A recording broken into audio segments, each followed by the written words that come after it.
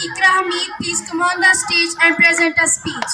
السلام علیکم ورحمۃ اللہ وبرکاتہ. ہم اپنی جان کے دشمن کو اپنی جان کہتے ہیں. ہم اپنی جان کے دشمن کو اپنی جان کہتے ہیں. محبت کی اسی مٹی کو ملک ہندوستان کہتے ہیں. جو دنیا میں سنائی دے اسے کہتے ہیں خاموشی.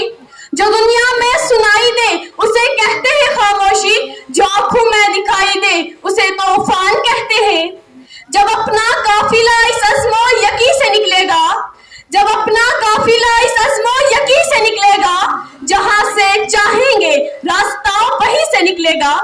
وطن کی ریت مجھے ایڑیاں رگڑنے دے, وطن کی ریت مجھے ایڑیاں رگڑنے دے. مجھے یقین ہے کہ چشمہ یہیں سے نکلے گا, کہ چشمہ یہیں سے نکلے گا. سب سے پہلے میری طرف سے آپ تمام ناظرین کو ملک ہندوستان کی آزادی کی بہت بہت مبارک ہو.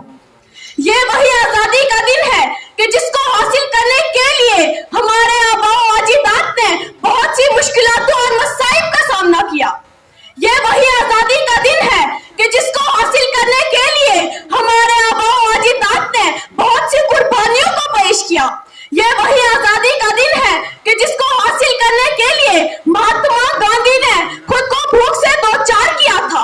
یہ وہی آزادی کا دن ہے کہ جس کو حاصل کرنے کے لیے اشفاق اللہ خان نے پھانسی کے پھندے کو چوم لیا تھا.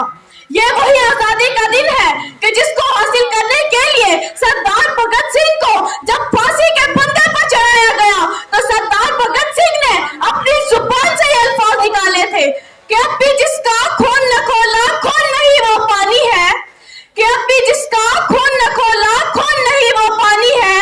جو دیش کے کام آئے نا بیکار کی جوانی ہے, بیکار کی جوانی ہے. صدر علی وقار ملک ہندوستان کو آزاد کروانے میں بہت سے لوگوں نے اپنا اہم رول ادا کیا. اگر ہم بہادر شاہ ظفر کی بات کریں, جب 1857 کے ہنگامے میں بہادر شاہ ظفر کو رنگون کی کالی کوٹریوں کے پیچھے دھکیلا گیا تھا اور انگریز نے آیا, انگریز نے کہا تھا کہ دمدمے میں دم نہیں اب خیر مانگو جان کی, کہ دمدمے میں دم نہیں اب خیر مانگو جان کی. اے ظفر ٹھنڈی پڑی شمشیر ہندوستان کی. اور تب ظفر نے جو الفاظ اور جو جواب اس انگریز کو دیا تھا کہ غازیوں میں بو رہے گی جب تلک ایمان کی, کہ غازیوں میں بو رہے گی جب تلک ایمان کی. تخت لندن تک چلے گی تیر ہندوستان کی, تخت لندن تک چلے گی تیر ہندوستان کی. صدر علی وقار ملک ہندوستان کو آزاد کروانے میں بہت سے لوگوں نے اپنا ایک اہم رول ادا کیا. بہت سے لوگوں نے, بزرگوں نے, بڑوں نے اپنا ایک اہم رول ادا کیا. جب 1857 کے صدر علی وقار ملک ہندوستان کو آزاد کروانے میں صرف بزرگوں کا رول نہیں بلکہ بچوں سے لے کر بڑوں تک ہر ایک ہستی نے اپنا ایک اہم رول ادا کیا. تاریخ کے کسی کونے میں خودی رام بوس کا بھی ذکر آتا ہے جنہوں نے 17 سال کی عمر میں اپنی جان کو نچھاور کر دیا تھا ملک کے نام سے. صدر علی وقار آج آپ کو ہر طرف سے آزادی کی مبارکباد پیش کی جا رہی ہے, دیش بھکتی کا ثبوت دیا جا رہا ہے. اصل دیش بھکتی تو وہ ہے جب ایک کسان تپتی ہوئی توپ کے پیچھے پورے ملک ہندوستان کے لیے اناج پیدا کرتا ہے. اصل دیش بھکتی تو وہ ہے جب ایک ہی ملک میں رہنے والے ہندو, مسلم, سکھ, عیسائی آپس میں مل کر پریم کا پرچار کریں گے, ایک دوسرے کا ہم سبھی سمان کریں گے, ایک دوسرے کا ہم سبھی سمان کریں گے. جھگڑا نہ کبھی ہندو مسلمان کریں گے. نفرت جو پھیلائی ہے ہمیں آپس میں لڑا کر, نفرت جو پھیلائی ہے ہمیں آپس میں لڑا کر, اس کے خلاف ہم جنگ کا اعلان کریں گے.